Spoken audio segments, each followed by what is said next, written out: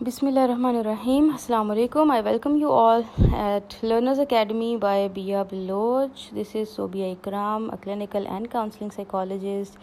हम लोग बात कर रहे थे previously on gender in psychology or gender issues in psychology, and we already talked about what gender is, few terminologies, basic introduction, and few theories about the gender. So I'll continue the previous session about the theories, and today that theory that I am going to talk about is it's gender schema theory. Previously we discussed about cognitive theory, biological nature versus nurture perspective. We also talked about social learning theory, and now I'll be talking about the gender schema theory. So gender schema theory basically क्या है? Gender schema theory or a gender, according to this theory, it helps a child to develop gender identity and formulate an important gender role. And schema क्या है?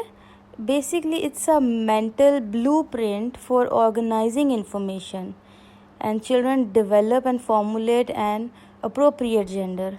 एक it's a kind of blue print. आपको पता है जब आप therapy करते हो तो you give your client a blue print of the therapy.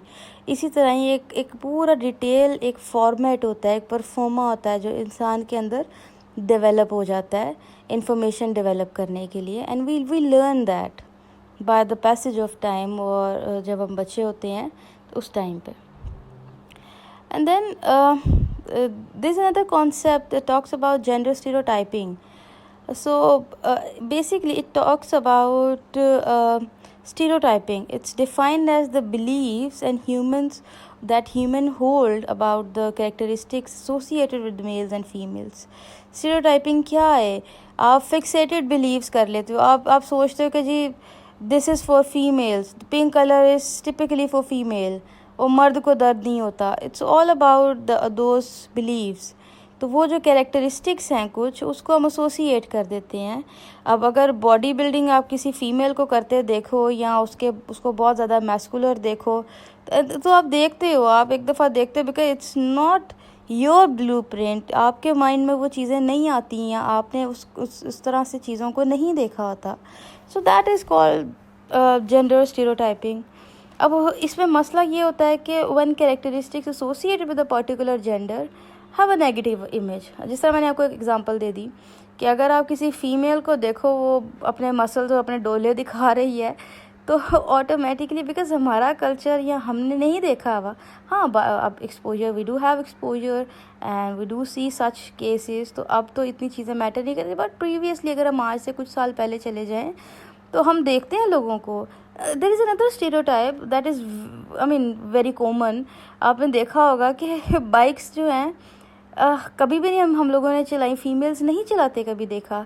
और अब जब अब रोड्स पर निकलती हैं बाइक्स पे कोई फीमेल देखें तो आप देखें लोग उसको घर तक पहुंचा के आते हैं कि यार वाह वाह वाह खातून जो है बाइक चला रही है. So there are such kind of stereotypings. Yes, some people don't have such stereotypes, but majority do have these stereotypes. So कुछ चीज़ें associate करते हैं. And then there comes another terminology that is called gender ideology, which means the attitude toward men or women roles. एक attitude होता है, एक नज़रिया होता है women और men role के ऊपर. And this theory also talks about the gender ideologies. और उसके अंदर they said कि there are 3 types of ideologies. One is traditional, the second is egalitarian, and the third is transitional. तो अब traditional में क्या है जी कि मर्द का काम है घर से बाहर रहना, रिस्क कमाना, अपने घर को सपोर्ट करना, और फीमेल का काम क्या है घर पे रहना, घरदारी करना. आपको याद होगा बचपन में या आपके अम्मा अब्बा ने होम इकोनॉमिक्स पढ़ी थी स्कूल में. मदर जो हैं वो होम इकोनॉमिक्स पढ़ रही होती हैं and they use to cook food, and then वो जो घरदारी के तरीके से लिखे होते हैं they learn that is part of our culture.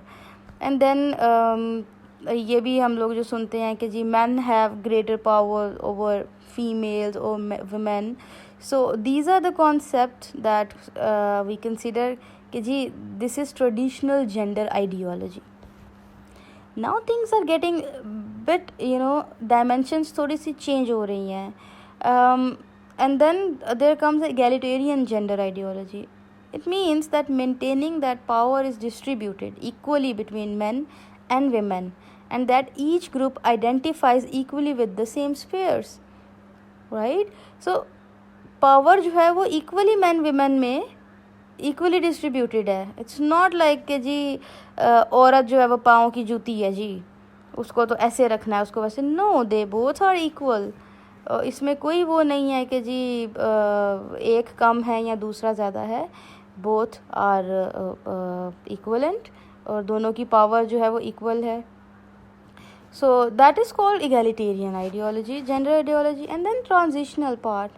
So it is acceptable for women to devote energy to both work and family, but women should proportionally more responsible for the home, and men should focus proportionally more their energy on work. So this is something different and bit flexible or more acceptable. ये कहते हैं जी कि women can do work. ठीक है, कोई मसला नहीं है, कोई मजायका नहीं है. They if they are intelligent, they have talent, they should utilize that. If they have skill, उसको वेस्ट तो नहीं करना. अब आप किसी को डॉक्टर बना दो MBBS करा के, क्या जी बहू को घर ला के बिठा देना है. This is not the way. क्या है, अगर वो MBBS है, if she is a doctor, then she should utilize her skills. जिस चीज़ के लिए उसने, जिस मकसद के लिए वो डिग्री की है, उसको वो करना चाहिए. इट्स नॉट नेसेसरली कि जी शादी के लिए बस you have one degree. So but primarily she is suppose to be a home maker. तो अब अपने घर को भी तवज्जो दे, and if she have capability तो जाए बाहर काम करे, सारा कुछ करे. And same is the case with the men are responsible for home and outside, but वो घर अगर देख रहे हैं, still they are responsible for the finances. That is the transitional approach. So these are a few ideologies about gender. So if I talk about our religion, हमारा religion जो है, it utilizes transitional approach, but हमारा culture जो है ना, वो क्या कहता है, traditional gender ideology. So there is a difference between culture and religion.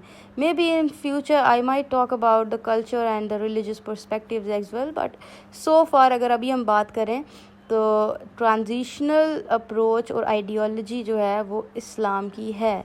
Islam never stops you from working outside the home or utilizing your skills, but yes, you are a homemaker and you have to see the ultimate product.